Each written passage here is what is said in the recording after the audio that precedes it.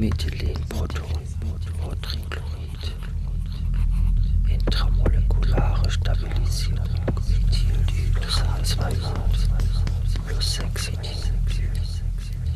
Ich werde diese Formel ganz sicher herausfinden. Sie liegt doch vor mir. Die Professur ist jetzt schon 30 Jahre alt. Diese Formel würde der Welt neue Türen, nein, Tore öffnen. Oder doch Dihydrojasmonsäure? Das wäre doch ein Versuch wert.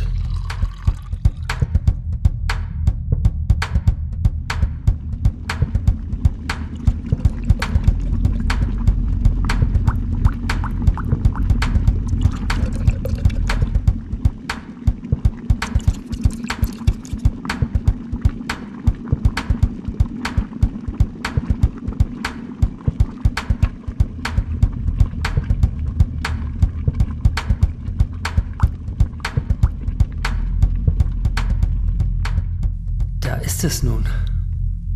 Der Lohn für 30 Jahre harte Arbeit. Gleich wirst du ein stolzer, prächtiger Baum sein